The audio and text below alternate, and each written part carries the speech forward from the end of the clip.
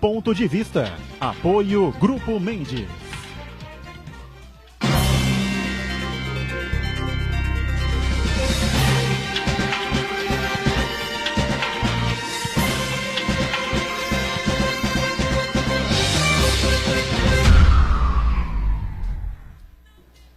Olá, está começando aqui o nosso Ponto de Vista, você conferindo sempre a gente neste horário da 1h30 da tarde, né? A tradição da discussão política, sempre no horário do almoço, né? O debate dos temas importantes aqui para a cidade, para a região metropolitana, saúde, educação, transporte, segurança pública, meio ambiente, turismo, enfim, né? E, claro, discutindo também com profundidade os temas e os assuntos de interesse nacional. Lembrando que hoje é um dia importante para o futebol brasileiro, né? Daqui a pouquinho o treinador da seleção, o Tite, escala ou anuncia, né, os seus 23 convocados para a Copa do Mundo da Rússia em 2018. Nós vamos fazer uma brincadeirinha aqui na abertura, né? Os participantes da mesa aqui, com uma única exceção, montaram aqui a sua lista de 23. Vamos ver quanto é que a gente acerta, né? Pensando, deixar isso bem claro, pensando com a cabeça do treinador, né, do Tite. Não é a nossa relação aqui, a nossa lista aqui, né? Porque o futebol está tão confuso, está tão ruinzinho ultimamente, que fica difícil a gente também fugir muito, né, daquela obviedade de cima. Mas tem algumas dúvidas aí, o terceiro goleiro, laterais, meio campo, essa coisa toda, né? O ataque está praticamente certo, praticamente definido. Vamos falar de uma série de assuntos também importantes ligados ao país, né? E nessa edição a gente, com prazer, recebe aqui o Paulo Matias, ele que é especialista em gestão pública e foi prefeito regional de Pinheiros, na cidade de São Paulo, na gestão Dória, né? Tudo bem? Prazer recebê-lo. Tudo bem? Prazer é meu, prazer a todos aqui da mesa, um abraço a todos aí, os cidadãos que estão nos assistindo através aí da televisão. Paulo de la Rosa, o delegado poeta, mais uma vez participa com a gente, colabora conosco nesta edição de segunda-feira. Ele tem muito assunto para a gente falar, viu, Paulo? Tudo bem? Boa tarde, Edgar. Boa tarde aos novos amigos da mesa. Um especial boa tarde à família do Ponto de Vista, que é sempre tão participativa. Um programa que tem a qualidade de tocar a fundo os problemas da cidade, da costa da Mata Atlântica e do país, com a isenção e a responsabilidade que marcam a carreira do Edgar e o programa que ele há tanto tempo comanda. Muito obrigado. Paulo de la Rosa de volta aqui para debater os temas importantes, os assuntos quentes desta segunda-feira. Uriel Vilas Boas, nossa referência sindicalista, Uriel que é advogada, jornalista também, né? Está com a gente mais nesta edição. Tudo bem, né, Uriel? Mais ou menos bem, né? O Palmeiras tomou uma piaba ontem, jogou nada, como sempre. Né? Coincidentemente, o Marco me convida e avisa que eu iria participar do programa, mas eu vou participar sorrindo porque tem corintianos na mesa. Tem o Paulo de la Rosa aqui, nosso poeta, delegado. Mais corintiano que gente. E uma saudação muito especial aos nossos telespectadores, porque eu acho da maior importância os debates, as discussões que são travadas nesse programa, que isso faz com que a gente pense em possibilidade efetiva de mudar a situação que nós estamos vivendo.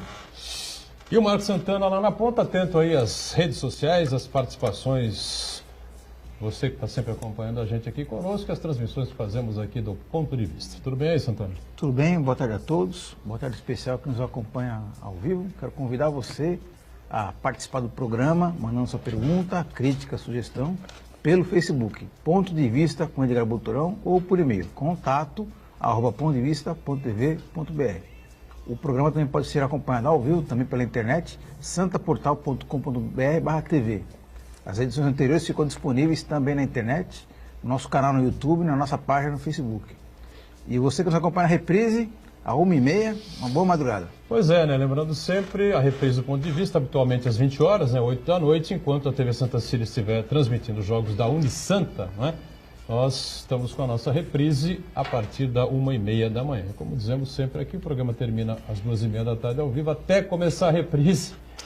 Só Deus sabe, não é, o Paulo de la Rosa? Aquilo que acontece na nossa pobre república, né? É a sua relação aí, não? Arriscou aí os 23 do Tite, não? Vamos lá, com certeza. Pra gente não perder tempo. Rapidamente, vamos lá. Atenção. Momento sublime. Começo... Vamos lá, os 3 goleiros. Indiscutivelmente com o Alisson, o Marquinhos... os goleiros? Goleiros. Alisson e Cássio. Tem mais um faltando aí, o Ederson, talvez. O terceiro goleiro eu Manchester realmente não consigo opinar. Acho uma dificuldade para o terceiro goleiro. Fico com o Ácido. Então vamos embora, vai Cássio, seguindo aí rapidamente. Marquinhos, Miranda, Marcelo, Casemiro, Paulinho, Renato Augusto, Coutinho, Neymar e Gabriel Jesus. Ederson, Thiago Silva, Fernandinho, William, Firmino e o nosso Fagner. Nosso Fagner, porque... O seu, né? Só duas observações. Seu Fagner. Um especial abraço ao nosso generalista, um ídolo para todos nós e um baluarte da nossa cidade, apesar de palmeirense, nosso Uriel. Uriel das boas. Paulo, saber que você é de Pinheiros me deixa muito feliz, porque momentos muito felizes vivi na delegacia de Pinheiros, São Paulo, um lugar abençoado. E Marcos Santana, mais uma vez, está na bancada e receber um telefonema seu é para o teste para cardíaco, porque a emoção e a responsabilidade são especiais. Paulo Matias, arriscou aí o time, não?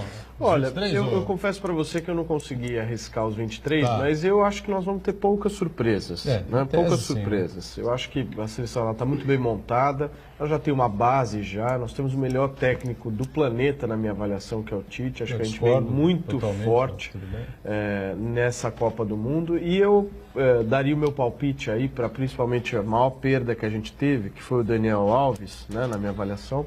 Eu acho que vai ser substituído, e bem substituído, como bem disse aqui o nosso delegado, pelo um dos melhores laterais direitos do melhor time do planeta, que é o Corinthians. Você é corintiano também? Claro, Olha o semblante. eu não sou corintiano, Todo eu sou mundo tem um gente defeito boa. na vida. É diferente. Ele veio de camisa verde em homenagem. Tá em camisa verde em homenagem ao Eu Palmeiras. vim homenagear ontem os derrotados. Isso é- Mostrando isso é a alma excelente, generosa, né? a alma generosa do corintiano. Você é um democrata. Marcos Santana, tá aí com os 23 aí, não? Então, Edgar Boturão, diferente da política, das notícias que vêm do Poder Judiciário e da economia, o Tite tem se pautado pela previsibilidade. Previsível. Então a pessoa, quem acompanha as últimas escalações, as mais recentes principalmente, e os desfalques, vai fazer uma lista com pouca chance de errar. Então a minha lista é a seguinte: no gol, o Alisson do Roma, o Ederson, Manchester e o Cássio. Na minha opinião, o Cássio ele vai ser escalado apenas para defender cobrança de pênalti. Aquele efeito psicológico de que se a seleção precisar ir para uma disputa de pênaltis, o Tite vai colocar aos 45 do segundo tempo o Cássio apenas para disputar os pênaltis. Na lateral, Fagner, o Rafinha do Bayern, Marcelo e o Felipe Luiz. Aí na zaga, Miranda, Thiago Silva, Marquinhos, Jeromel e o Rodrigo Caio do São Paulo. No meio, Fernandinho, Paulinho, Renato Augusto, dois ex-Corinthians, logicamente, Felipe Coutinho, Casemiro, Rodriguinho e o William. No ataque, Neymar, Gabriel Jesus, Douglas Costa e o Firmino. Arrisco até dizer uma seleção titular. Os titulares, Alisson, Fagner, Thiago Silva, Miranda, Marcelo, Paulinho, Fernandinho e Casemiro. Felipe Coutinho, Neymar e Gabriel Jesus. Sabe Muito tudo. bem. O Uriel acabou também não preparando a dele, né? Mas eu vou também arriscar a minha aqui, lembrando sempre, né? Nós estamos aqui fazendo uma brincadeira nesse início do programa, daqui a pouco sai a lista oficial da convocação do Tite, às 14 horas, não costuma atrasar, né?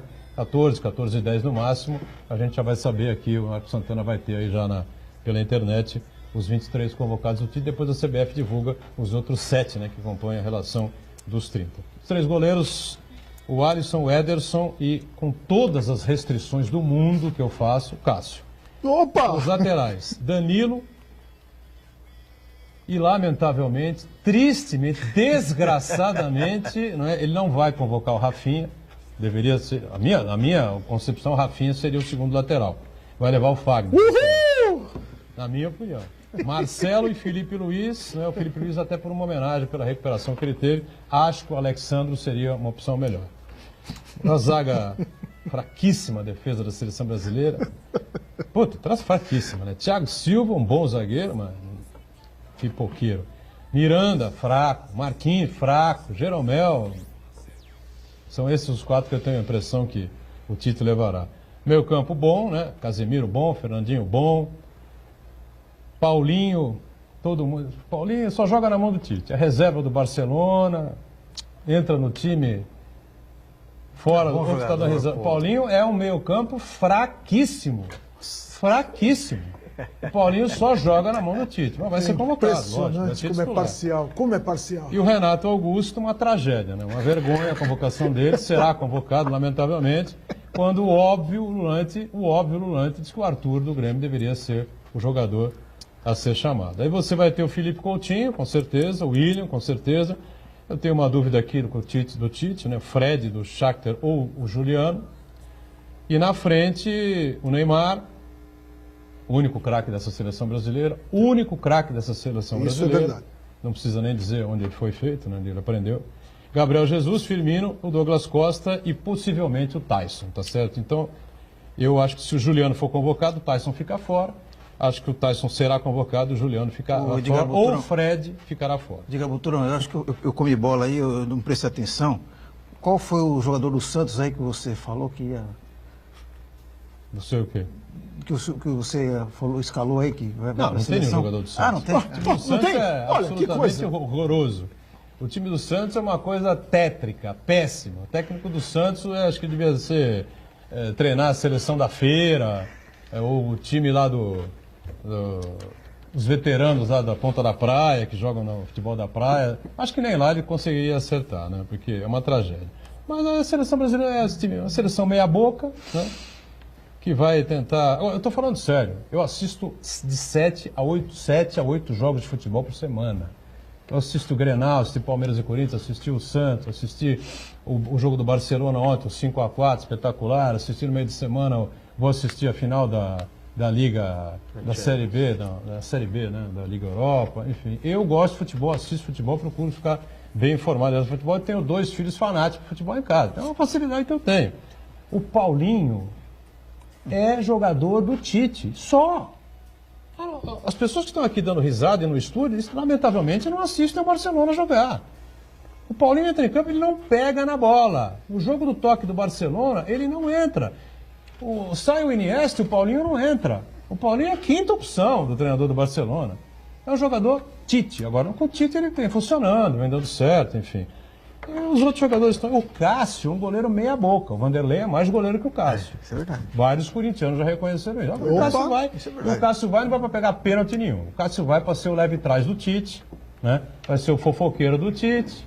Né? Olha, o cidadão lá encheu a cara, tá mal, tá acontecendo? Tá com diarreia no banheiro. O que tá vendo? Não é entendeu? E vai ser... todo técnico tem o seu leve trás. Você não Onde sabia está disso, aquela não? fidalguia Você lembra do boturônica? Serginho Onde Chulapa foi falou em parar? 82, do Edinho? O Edinho era o leve trás do time e ninguém não suportava o Edinho. O Cássio Mas vai tudo pela, bem. o Cássio Eu vai pela arrisco beleza. dizer que o Cássio vai salvar Daqui a o pouco Brasil em vem a algum relação momento. da seleção brasileira e a gente então vai saber quem acertou, quem não acertou, enfim. Outra coisa, aqui na verdade eu quero prestar uma homenagem ao futebol e à camisa verde e amarela, certo? O Brasil pentacampeão do mundo, 2 vezes vice-campeão do mundo e algumas outras oportunidades, como foi a Copa de 2006, os jogadores escracharam a seleção brasileira, porque um time que tinha no meio campo Zé Roberto, Emerson, Kaká e Ronaldinho Gaúcho. Na frente, Adriano e Ronaldo Fenômeno, com Fred e Robinho no banco, não podia perder para o Zidane. Porque a França não tinha ninguém. Absolutamente ninguém. O Zidane deitou e rolou, fez o que quis em campo, ninguém encostou no Zidane, deixaram ele deitar e rolar. Então foi a seleção mais vergonhosa da história do futebol brasileiro. Um timaço no papel e que jogou a Copa do Mundo fora. O Ronaldo tinha 100 milhões de dólares no banco e dizia para o jogador, não sei o que eu estou fazendo aqui. Se apresentou com 100 quilos, né? O Adriano, o Imperador, com 95. Foi um escracho total em cima do Parreira e do Zagallo, uma vergonha. E jogaram a Copa do Mundo no lixo, né? Mas eu acho que a seleção brasileira, o futebol é algo extremamente importante, porque se não fosse futebol, nós teríamos um índice de criminalidade e um índice de meninos aí desencantados com a vida infinitamente maior do que temos hoje. Uma grande válvula de escape que nós temos no Brasil. E aquele pessoal classe média aí metido a dizer que é contra a seleção brasileira, que torce contra o Brasil, vamos fazer o seguinte, vai morar na Argentina, tá certo? Vai para Colômbia, vai morar na França, vai morar na Itália, vai para onde a tua mãe te pariu, tá certo? Porque é brasileiro, tem que torcer para a seleção brasileira, sim. Vai te catar. O Brasil, apesar do Renato Augusto, apesar do Cássio, apesar dessa melecada toda aí, desses caras que vão vestir, lamentavelmente, vão vestir a camisa da seleção brasileira, né? Esse tipo de jogador de futebol. Não é porque atuam lá no time da Marginal sem número, não. Mas para quem veste a camisa do Corinthians, vestir a camisa da seleção é menos pesado, né? Não é não. Não é? Não. A camisa do Corinthians não tem peso. O Zidane falou outro dia, você conhece, o Zidane ia enfrentar o Grêmio. Aí você conhece lá o Grêmio? Falou, não, nunca ouvi falar do time do Grêmio, então não sei o quê. Você conhece, qual é o time do Brasil que você conhece? Você é acostumado a falar, não, eu tenho uma vaga lembrança de alguns times do Brasil. Por exemplo, o Santos. Você conhece o Santos? Eu conheço o Santos. Mas não conhece mais ninguém? Não tem o Cruzeiro, parece, né? Tem. Isso o UOL publicou, a Folha publicou, o Estadão publicou. Às vésperas daquele jogo ridículo lá do Real Madrid contra o Grêmio, lá no Mundial, Mundial que já vai acabar. Eu sempre disse que esse Mundial era ridículo, que isso não valia nada. E o Mundial já vai acabar porque os europeus não aceitam. Fala, Uriel, para fechar aqui a nossa Eu queria só fazer a seguinte observação. Como eu sou mineiro, eu torço para o América de Minas. Tá certo, o único time gosto. brasileiro, o único time Deca. brasileiro foi decacampeão, ou seja, 10 vezes consecutivas, sem parar. Porque hoje o futebol brasileiro, lamentavelmente, eu sou capaz de falar a seleção de 1950, de cor. Eu não sei falar o meu time aqui, o Palmeiras, qual a escalação. Porque é lamentável na escalação do Tite, hoje, quantos jogadores que jogam no Brasil vão estar na seleção. E titulares. 2 ou 3. Então, nós, embora no Brasil tenhamos um grande potencial futebolístico, lamentavelmente, os melhores jogadores, Uma seleção meia boca que os vai, menos ruins, são exportados. vai tentar aí alguma Então, coisa. o brasileiro não sabe efetivamente quem são esses titulares, quem são esses jogadores. Mas, como o Buturão falou, nós temos que torcer. E eu vou torcer pelo Brasil, sim. Claro, Lógico. evidente, sem Não dúvida. vai torcer contra a seleção brasileira, jeito vai nenhum. para a Argentina, vai morar no Uruguai, no México, na Nicarágua, na Casa do Chapéu. Paulo de la Rosa, tivemos aí uma situação polêmica, né? Para muitos, né? Para outros não. Né? Você é da área policial, especialista no assunto, não é PM, é civil, tá certo? Mas pode nos explicar direitinho, né, tecnicamente, o que aconteceu lá na porta do colégio lá de Suzano, naquela... Eu não sei se era entrada ou saída da festa. Entrada da festa do Dia das Mães, né? A molecadinha lá pronta, tudo pronto, os professores, enfim. E surge lá um cidadão assaltante, bandido com arma na mão. E a polícia militar, né, que estava a paisana, claro, na festa da filha dela, né? Saca a arma e atira contra o cidadão e resolve o problema ali na hora. Depois tira a arma do cidadão e o cidadão acabou morrendo, enfim, né? Explica tecnicamente essa situação. Na sua visão, a atuação foi correta? Como é que a gente pode entender isso? É assim mesmo que tem que fazer? Enfim. Desde muito, os bons policiais, os policiais sérios, aqueles que amam a sua profissão e respeitam a condição de servidores públicos, porque os policiais são sempre servidores públicos, apregou onde vão que nós não queremos que a população reaja. Nunca. A reação coloca em risco a população. Essa não é a função da população. Mas o que nós assistimos ali foi o efetivo exercício de uma heroína que não reagiu. Ela teve uma proação. Ela tinha toda a condição e era obrigada, por dever de ofício e por ética e por amor à profissão, a agir exatamente como ela agiu. Quem assistiu o vídeo e assistiu com isenção, sem prenda e arrebente e sem, vamos criticar a qualquer custo, os dois extremos, numa análise fria, percebe-se que a policial vê exatamente o momento em que o bandido está compenetrado em apontar a arma para a direção da escola, sem a visão lateral para ela, afasta uma pessoa que está ao seu lado esquerdo, saca a arma e age. Isso, Exatamente. Ela teve uma ação antecipando a ação do bandido. Ao momento em que ela afasta a pessoa que está ao lado dela, ela tenta o quê? Proteger essa pessoa, evitar que a pessoa fique no raio. Numa possível reação do bandido. Quer dizer, ela chama para si toda a responsabilidade de qualquer reação negativa, dando um exemplo cabal da importância daquilo que sempre digo, do treinamento do policial.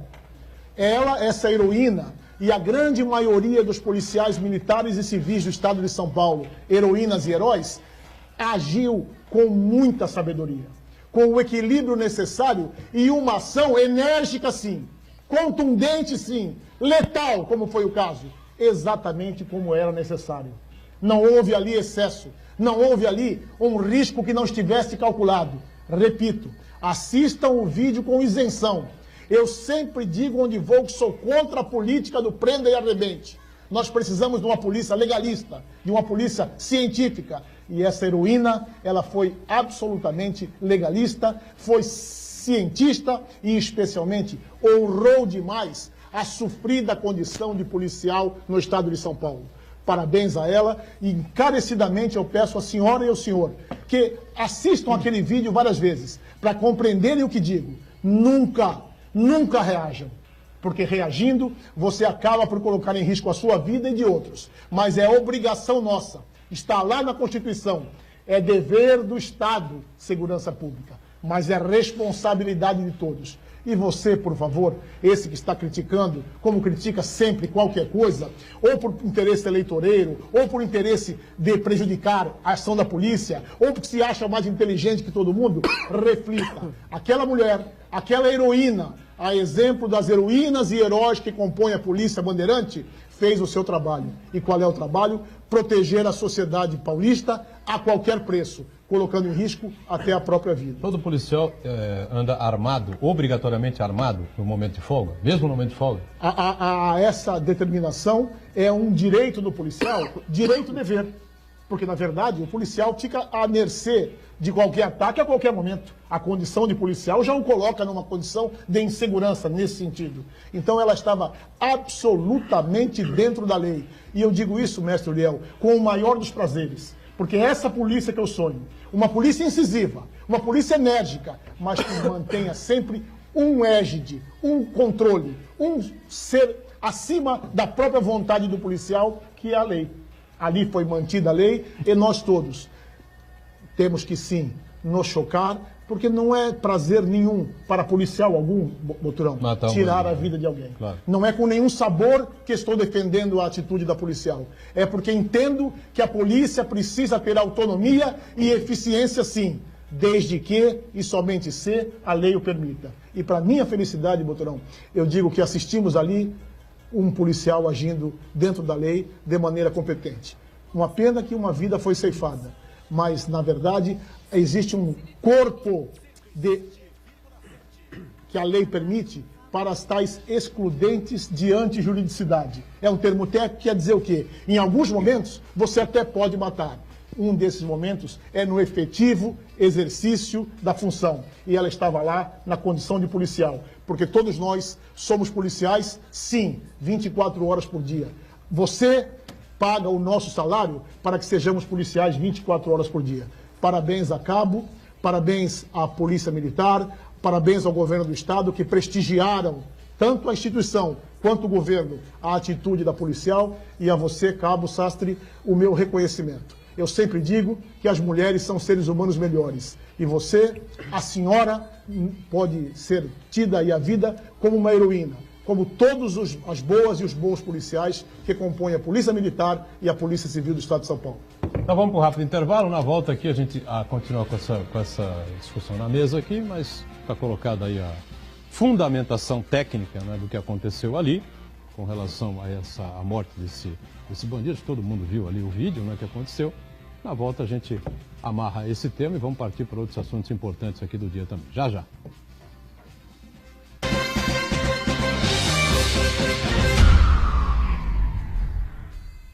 Existe um lugar em Santos onde você encontra os empreendimentos mais fascinantes da região. Um lugar amplo, aconchegante, feito para oferecer o melhor atendimento para você. Um lugar que reúne as melhores opções residenciais e comerciais nos bairros mais nobres de Santos. Um lugar que a gente nem precisava dizer, porque você já sabe. Central de Vendas Grupo Mendes, Rua Guaiaó 55, Aparecida. Venha fechar um bom negócio para abrir as portas do seu novo lugar.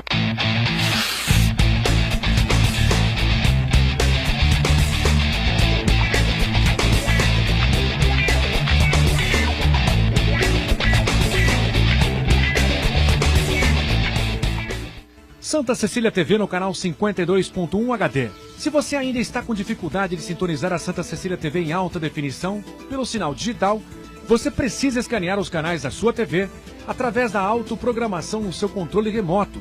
É bem simples e você sintoniza os nossos programas com qualidade digital de imagem e som sem pagar nada por isso. Santa Cecília TV 52.1. Escaneie e sintonize a maior programação regional da sua TV em alta definição.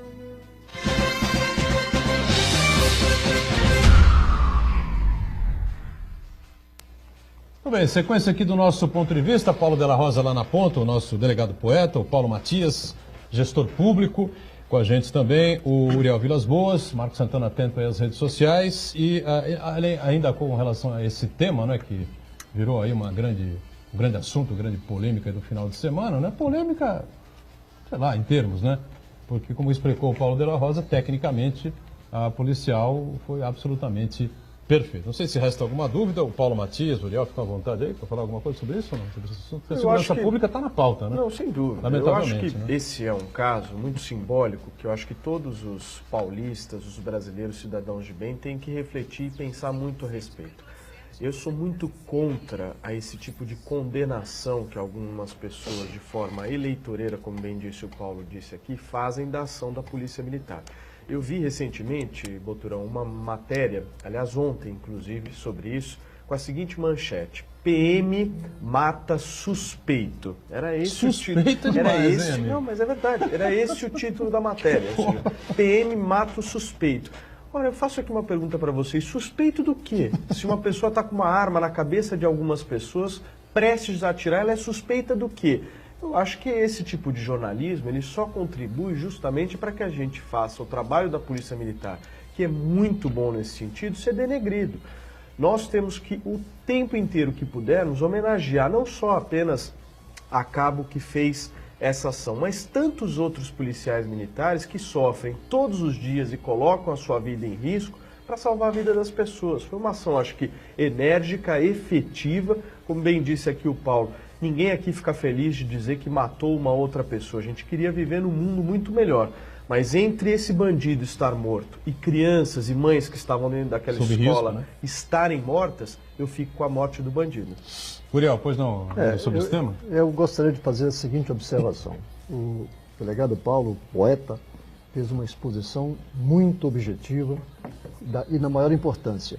Porque nós, curiosamente, esses 3 dias agora, teve um fato no Guarujá, que o bandido foi morto também, e um delegado da Polícia Federal teve a sua casa invadida por bandidos. Em Guarujá foi numa farmácia, farmácia. O policial é que...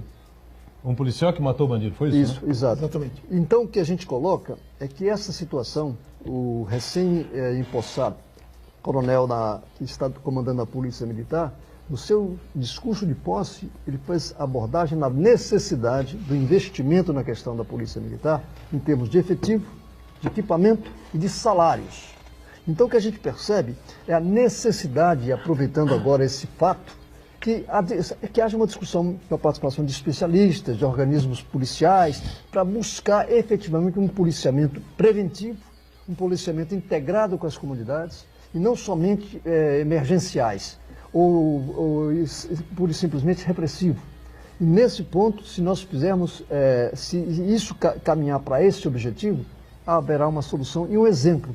Porque não é possível que no estado como São Paulo, os efetivos da Polícia Civil e Militar não são suficientes, a remuneração, os equipamentos, e nós vimos o nosso policial militar no estado de São Paulo, um dos piores salários do Brasil. Ele falou que não é possível um soldado, um policial militar ganhar 3.200, né? Exatamente. Então eu gostaria que esse fato servisse para motivar esse debate com esses especialistas na busca de um investimento necessário, porque isso aconteceu em Nova York, foi citado aqui em Nova York. O prefeito da cidade de Nova York fez um grande investimento na questão de policiamento, o índice de criminalidade diminuiu. Então nós temos assassinatos de policiais militares aqui só na Baixada Santista, quantos foram mortos esse ano? Então é preciso que a gente entenda isso. Vem crescendo assustadoramente. Assustadoramente. Então precisamos ter esse tipo de... aproveitar esse momento para debater essa questão sob esse prisma. Não político partidário, não, de forma objetiva para atender a comunidade. E que ninguém venha defender aqui que tem que vender armamento facilmente para qualquer cidadão. Porque o cidadão armado, ele se torna alvo também da bandidagem. Posso fazer um complemento em relação a esse tema da segurança, que eu acho muito importante. Nós recentemente vimos a Suzane von Richthofen sendo liberada no Dia das Mães, né? Parece uma piada pronta. Coincidência. Isso, né? Mas enfim, é que nem liberar, enfim. outros presos aí em dias específicos. É uma vergonha a legislação penal. A saída temporária, né? E dela... que nós temos no Brasil. Saídas temporárias e indultos, isso é a principal vergonha, ao meu ver, da legislação que a gente tem. Como é que pode uma pessoa que matou a própria mãe ser liberada para curtir o Dia das Mães? Uma pessoa que ela mesma matou. Ou seja, olha o nível da legislação que nós temos penal brasileira. Complementando aqui...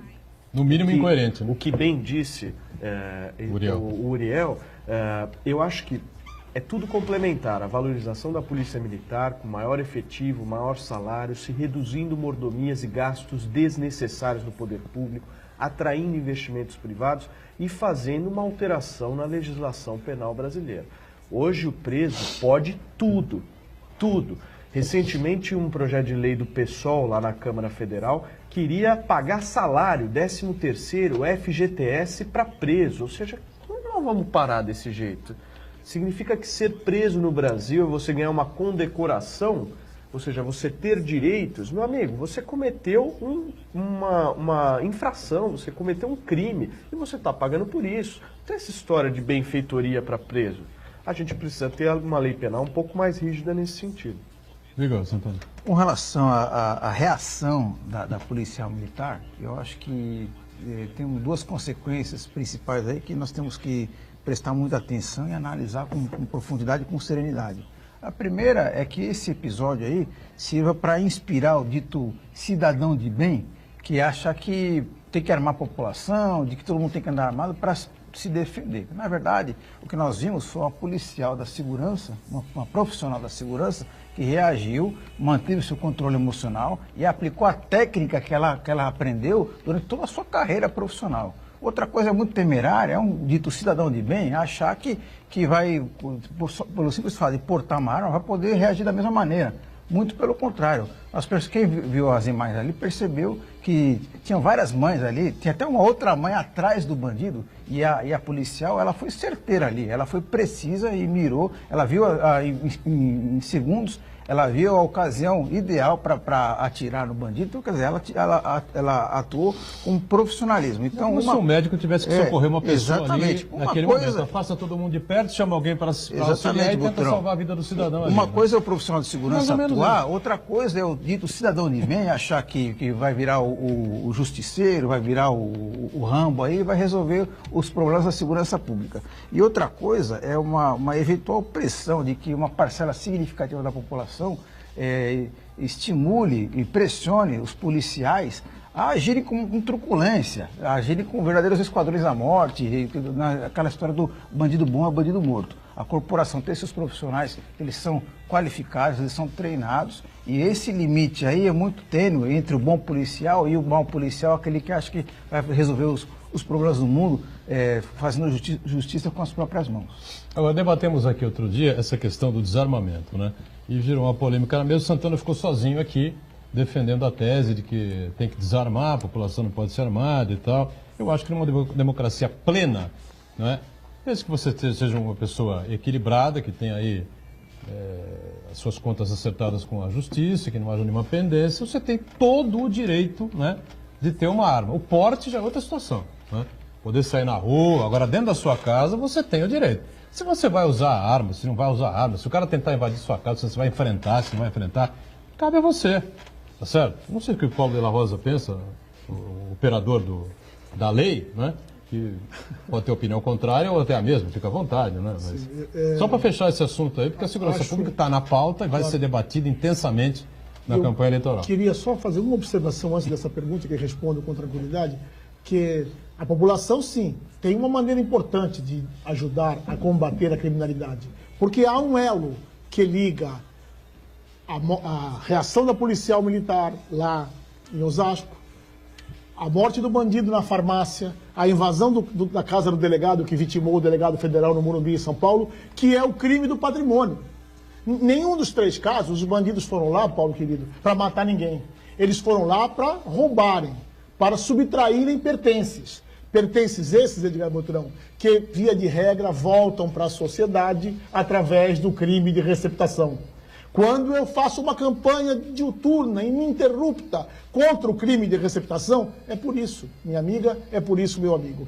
Bandido vai lá para roubar alguma coisa porque ele vai ter dinheiro com aquilo. E nós, sociedade como um todo, continuamos, Paulo. Quer lá no Morumbi, quer em Carapicuíba, quer nas comunidades mais pobres, comprando os produtos de origem duvidosa, por precinhos de ocasião, os celulares, as correntes de ouro, as peças de carro, que em última instância são a razão pela qual as pessoas estão sendo mortas, ou pela polícia em reação, ou pelos próprios marginais no momento do roubo. Então, combater a criminalidade não é pegar em armas, é sim ter uma atitude cidadã, dizendo basta completamente ao crime de receptação. E respondendo a sua pergunta, respondendo a sua pergunta, Edgar, no mundo ideal, cada qual deveria sim ter o direito de ter a arma em casa. Porte é uma outra coisa.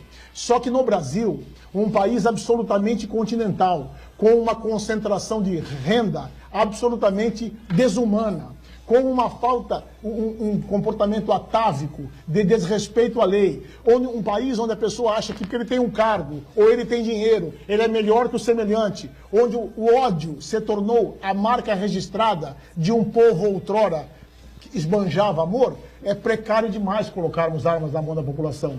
Nós não temos maturidade ainda para andarmos armados. Nós temos incidentes diários de gente trocando bofetões, e eu vi ainda há pouco na Conselheiro Nébias, por conta de uma pequena esbarradinha no trânsito. Como é que a polícia, que já tem cobertor curto, que já ganha um salário aviltante, que tem condições de trabalho quase inumanas, vai poder ainda assim se ver contra a sociedade que se armou? Nós não temos estrutura. Precisamos sim... Isso é meio democrático. Exatamente.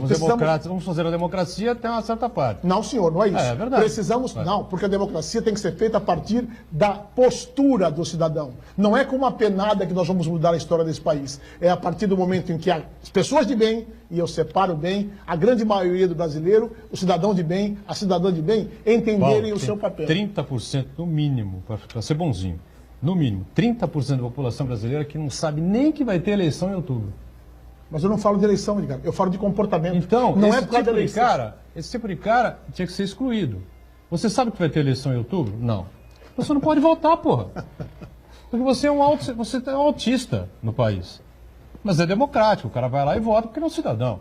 Eu acho que o direito a ter uma arma é de cada um, tá certo? Agora, se criar esse tipo de conflito todo, aí vai fazer o quê? Pô, a polícia que se vire para dar conta, o que eu posso fazer, meu Deus do céu? Você vai evitar que o sujeito possa ter o direito de ter uma arma na sua casa, porque pode ser que ele saia na rua dando tiro, mas aí ele já está cometendo outro crime. Exatamente. Porque a arma fica em casa. Claro, claro. Né? O ideal é esse. Mas veja só, Em casa. o Brasil você está defendendo que seja possível a pessoa ter a arma em casa e não sair pela rua. A lei brasileira é antidemocrático. A lei Totalmente. brasileira diz que ninguém pode beber e depois dirigir. O que acontece hoje?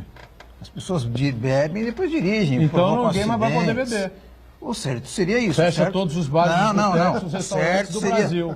Não, todos. Certo. Não, por exemplo, eu quando eu bebo eu não dirijo. Ué, fazer o quê? Eu, quando eu bebo... Mas você vai fazer o quê? Nos Estados Unidos acontece, na Europa acontece, na Rússia acontece, no Não, eu mundo digo o inteiro seguinte, acontece. se o Brasil não consegue fazer cumprir uma lei tão simples como essa, imagina uma arma que é uma questão lá é o muito seguinte, mais letal. Você é preso nos Estados Unidos dirigindo meio alcoolizado, você é preso. Você é preso, vai ter que pagar fiança, vai confusão danada para você ser É libertado. o que deveria ocorrer aqui no não Brasil. Acontece. O cara é libertado para depois discutir se estava, se não estava, e essa coisa toda. Enfim, bom, eu defendo essa tese. Eu acho que o direito, ou é direito, ou você é democracia, ou é democracia ou não é democracia. Democracia até a página 7, então, porque tem a 8 que pode acontecer, tem a 9 que pode não sei o quê, então... Aí a confusão está feita. Não sei o que o Paulo e o Uriel pensam. Eu queria acrescentar um detalhe. Tudo que nós estamos discutindo aqui, você colocou aí os 30% que não sabem que vai ter eleição no final. Estou sendo bonzinho, hein? Exato. Eu diria, nós temos que colocar uma palavra em prática. Participação. E aí começa onde? Na educação. Na educação. Começa no exercício do controle das verbas públicas, que não podem ficar limitadas a grupinhos ou conselhos formados por interesse dos executivos. Então, se nós não tivermos a participação, nós teremos todos esses problemas se repetindo. E nós precisamos não cair naquela desse armamento, de facilitar a aquisição de armas, porque é incrível como você pega quadrilhas, os famosos milicianos do Rio, por exemplo, que tem armamento sofisticado. Por que entra no Brasil esse armamento? Por onde entra no Brasil esse armamento? E eles podem utilizar e fazer o que bem entendem. Então, e a polícia, por sua vez, não tem o mesmo tipo em algumas situações, como foi constatado nessa intervenção no Rio de Janeiro, por pessoas do Exército, que não têm a prática que tem no policiamento. Então, o que nós precisamos no Brasil é de transparência, participação, educação, que aí nós teremos uma sociedade diferente. Agora, a minha avaliação é o seguinte, eu acho que nós temos sempre que pensar em políticas públicas a curto prazo, médio prazo e longo prazo, né? Hoje nós não temos um contingente policial que possa dar sustentação ao Estado inteiro para todos os cidadãos paulistas. Hoje a gente não tem uma polícia que é muito bem remunerada e muito bem preparada, que deveria sim ter salários melhores e também mais capacitação, mais equipamento, mais estrutura. Bom, se nós não temos isso, eu vou muito junto com a tese do Boturão. Eu acho que a gente tem sempre que pensar em defender o cidadão de bem. O cidadão de bem está lá, pagando imposto, mais de 40% de imposto, sofre com a questão salarial, sofre com a questão da habitação, sofre com a questão da saúde. O mínimo que esse cidadão espera é de ter segurança. Eu não defendo que o cidadão pegue a arma e saia andando por aí atirando nas pessoas, eu não acho isso. Mas eu acho sim que o cidadão pode ter o direito de portar uma arma na sua casa para que ele possa única e exclusivamente se defender. Nós precisamos deixar o cidadão ter um pouco mais de direito do que ele tem hoje. Ora, nós não vamos deixar ele ter uma arma na casa dele. Muito bem. E quem vai defendê-lo quando ele precisar? Vai ser a polícia que vai chegar imediatamente? Ele vai estar absolutamente indefeso, sem nenhum tipo de defesa que possa, naquele determinado momento, ter algum tipo de ação. Sabe lá Deus o que esse bandido na casa dele poderia fazer com ele. E ele não vai poder ter essa defesa, o Estado brasileiro vai tirar esse direito dele, eu acho errado. Eu não defendo o porte de jeito nenhum, hein? O porte não, porte é preciso, não, Paulo, é preciso ter todo um processo é conceitual e é bem grande, claro. É, muito complicado, muito difícil. Agora, o direito de você ter uma arma em casa, numa gaveta trancada, com a chave na mão dele e tal, não sei o que. Só uma pequena observação. O policial, quem lida com arma, faz treinamento especial a respeito disso. O cidadão adquirindo essa arma, ele vai fazer esse treinamento? Se o bandido sabe que naquela casa pode ter arma, ele vai entrar de ser mais nem menos? Provavelmente ele não entra. Já pensou nisso? Eu posso fazer uma observação? Provavelmente ele não entra. 10 segundos? Tô. Democraticamente. Eu só quero deixar claro que o ato de apertar um gatilho leva o seguinte tempo, 0,3 de segundo. Eu vou repetir, 0,3 de segundo a pessoa aperta o gatilho. Para você tirar uma arma da cintura, apontar e apertar o gatilho, quase 3. 2,7 segundos.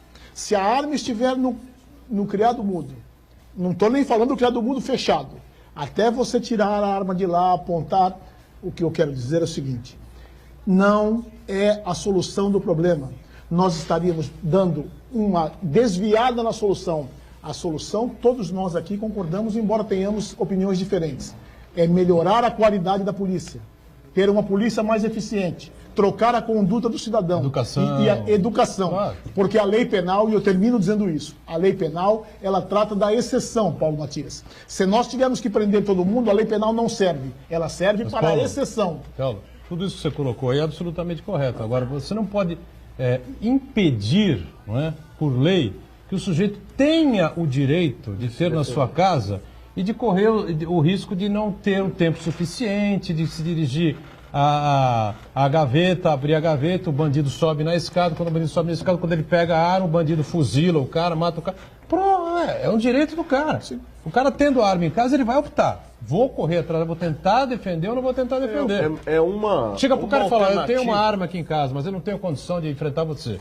Estou sentado aqui, você faz, você leva o que você quiser, pega a minha arma aí, ó. Tá aí, ó. Ou então o cara que acha que pode, entendeu? Agora, pelo amor de Deus, isso é absolutamente antidemocrático, pô. Tenha santa paciência. Ou é um Estado democrático de direito ou não é, pomba. Tenha santa paciência. Ou então esses 30% que eu falei aí, que não sabem nem que vai ter eleição em outubro, também não pode votar. Seleção brasileira convocada aí, Marcos Santana. Isso E aí, aí, acertamos Tite- ou erramos? Como é que é Tite isso aí? acaba de... Mais ou menos? praticamente acertamos. Os goleiros acertamos? Goleiros, Alisson, Cássio e Ederson. Cássio! Laterais, Fagner do Corinthians, Danilo, Marcelo e Felipe Luiz. Certo. Os zagueiros, Marquinhos, Thiago Silva, Miranda e Jeromel. Certo. Meio campo, Casemiro, Fernandinho, Paulinho, que foi do Corinthians, Renato Augusto, que foi do Corinthians, Fred, Felipe Coutinho e William. Atacantes, Neymar, Gabriel Jesus, Douglas Costa e Roberto Firmino e Tyson. Então aqui onde eu coloquei o Fred, achava que a dúvida era do Juliano, o Juliano então ficou fora, deve entrar na lista dos 7. O Arthur não, né? Não foi. Não foi convocado? Não. Não, né? O Tite convocou o fantástico meia Renato Augusto. Ele entra, o Renato Augusto, quando a seleção começa a aquecer, ele já está vermelho, assim, vermelho. Mas ensanguentado, é de uma assim. imparcialidade. Porra, contundente. o Renato Augusto beira o ridículo, vá. Tenha santa Um homem tão paciência. fidalgo, como O se Cássio é um goleiro meia boca. Goleiro meia boca. Boca enorme, 2 metros de Meia altura, boca. bocão. Fagner é absolutamente ridículo a convocação desse Que rapaz. tatuagem linda, parece um rei. Fagner. O que é isso? Aquela camisa maravilhosa do Corinthians? Não, você está sendo corintianólogo aqui, não estamos falando de seleção brasileira, pô. Se o cara me convocasse o Daniel Guedes, eu parava o programa aqui na hora, entendeu? Agora, quem vai ser Pô. os titulares desse time? Alisson goleiro, Danilo, né, espero. Aliás, eu espero o seguinte, eu espero que o Tite tenha Fica alterado, uma criatividade aí de alguma coisa e jogue o Marquinho para a direita, forme Miranda e Thiago Silva, que é uma zaga fraca, e o Marcelo à esquerda, Casemiro, Fernandinho, evidentemente, né? Eu repito, Casemiro e Fernandinho são os melhores volantes do mundo. Paulinho não joga nada. Paulinho é jogador meia boca, jogador aqui de Campeonato Paulista, pô. Paulinho não joga, eu até escrevi aqui, o Barcelona você tem Iniesta, Busquets, Messi, Rakitic, Paulinho não joga, é banco. Não entra no toque desse time, não pode, mas vai jogar porque é o Tite, né? Então vai jogar os três. Vai jogar ali Casemiro, Fernandinho e Paulinho, né? Triste, seleção da retranca. E Neymar, sabe aquela frase histórica, né, da Gazeta Esportiva, 1996? O Uriel vai lembrar, o jogo contra Portugal, Pelé, jogai por nós? Essa é a mesma coisa. Neymar, jogai por nós. Intervalo, voltamos já já.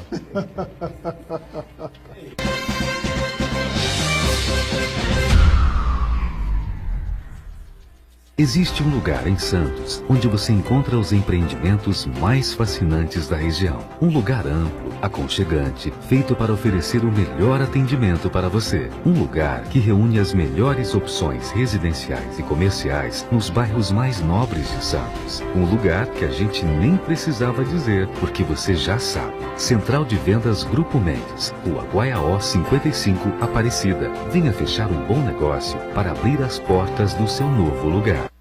Poliesportivo Unisanta, cuidando do seu corpo e da sua mente. Natação a partir de 2 anos e meio, capoeira a partir de 3 anos, voleibol, hidroginástica, musculação, basquete, futsal, karatê, judô, handebol e tênis de mesa. Equipamentos modernos, piscina olímpica aquecida e professores especializados. Mensalidades a partir de R$ 48,00. Poliesportivo Unisanta. Informações 3202-7126. Mistérios resolvidos. Curiosidades das principais celebridades do país. Dicas importantes para sua qualidade de vida. Programa O Guru, com Roberto de Ogum. Exclusivo na programação da Santa Cecília TV. Acompanhe entrevistas e reportagens especiais. O Guru, na Santa Cecília TV. A maior programação regional da sua TV.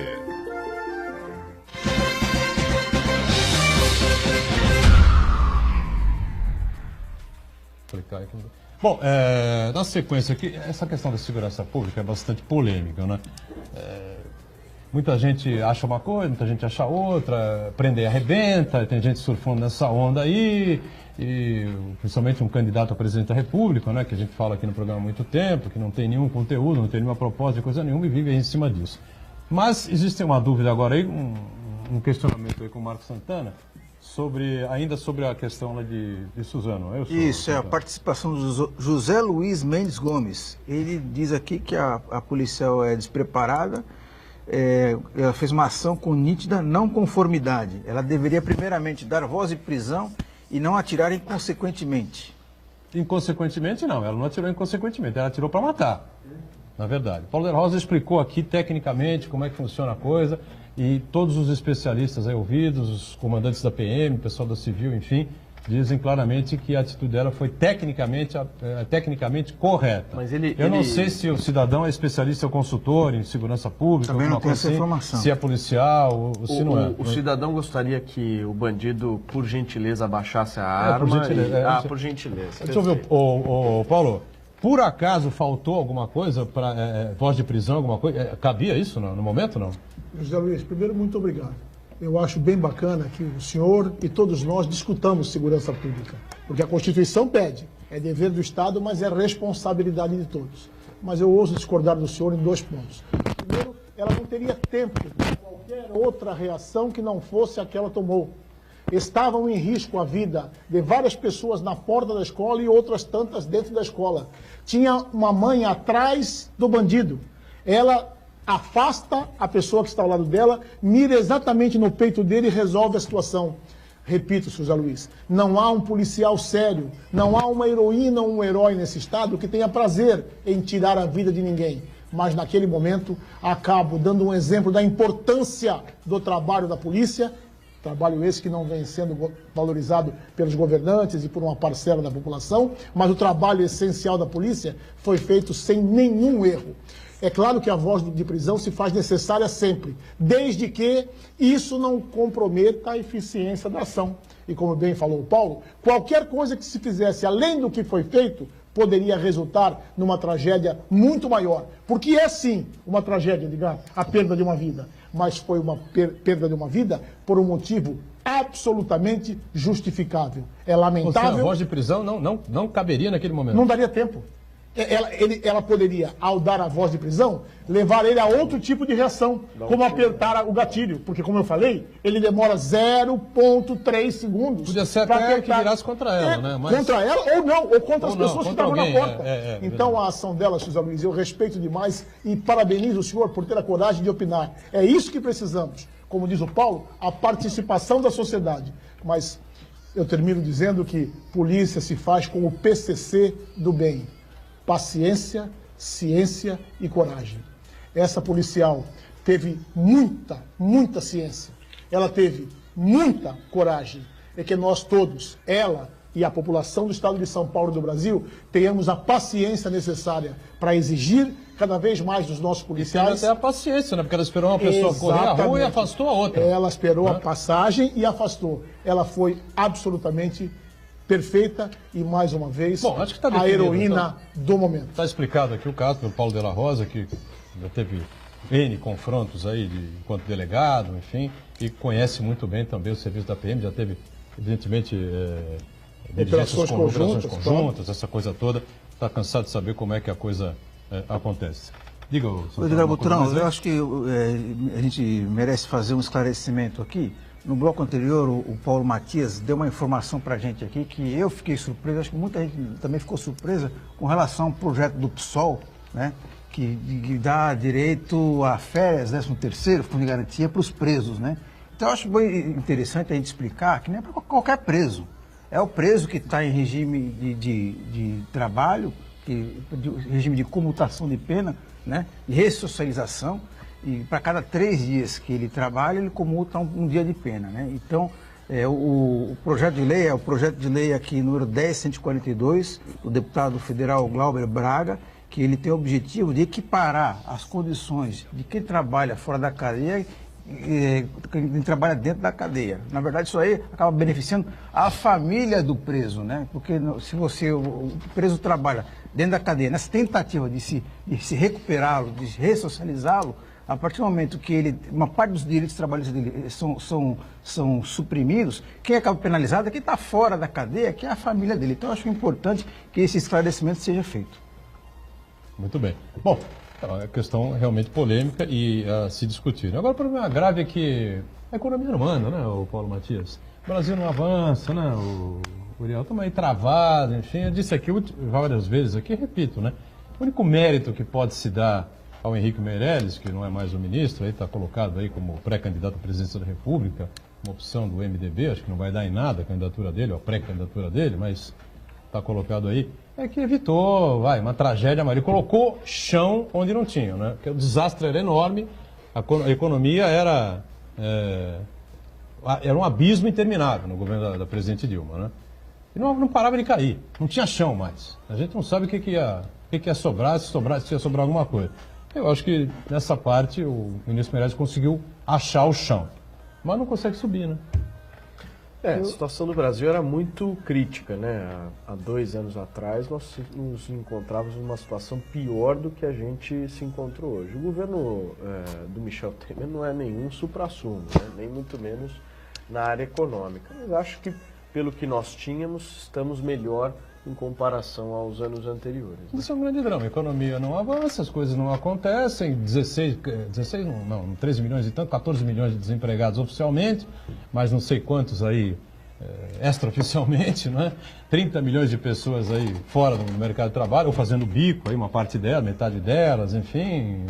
A gente não vê grande expectativa de momento, Uriel, a não ser após a eleição, né? Eu faria 2 observações. Hoje deve haver uma redução do percentual que é cobrado dos juros.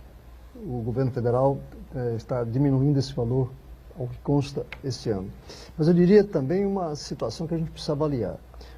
Qual o motivo pelo qual o Brasil entrou em crise econômica? Por questão apenas governamental? A Europa, então, perdeu quantos ministros daqueles países importantes da Europa passaram pela crise, inclusive os Estados Unidos também. A crise econômica que atingiu a gente. Agora, o que nós sentimos que nosso empresariado, lamentavelmente, não está enfrentando o problema como deveria. Não podemos esperar apenas o governo federal para resolver a situação. O que nós precisamos é de um empresariado que entenda que não basta apenas e tão somente pensar no lucro, pensar no investimento. Nós temos, e aí eu citaria uma situação que atinge todos os estados brasileiros. Nós temos uma falta violenta de moradias. Se houvesse um programa, como é que chama? Minha Casa Minha Vida? Minha Casa Minha Vida. Se investisse juntamente com as siderúrgicas, nós teríamos estrutura de aço para fazer moradias, movimento na produção do aço, que nós estamos agora sendo taxados pelos Estados Unidos e ficamos lamentando e aceitamos a determinação dos Estados Unidos. E nós teríamos essa utilização na moradia, na questão social, no emprego. E nós não sentimos no empresariado nosso essas iniciativas. Isso eu estou mencionando apenas um fato. Mas se a gente analisar a questão comercial, o acesso à nossa região, as rodovias que não têm investimento necessário. Então nós precisamos disso. É participação do empresariado de todos os níveis para pressionar inclusive o governo federal em relação a essas questões. Mas não fazemos isso.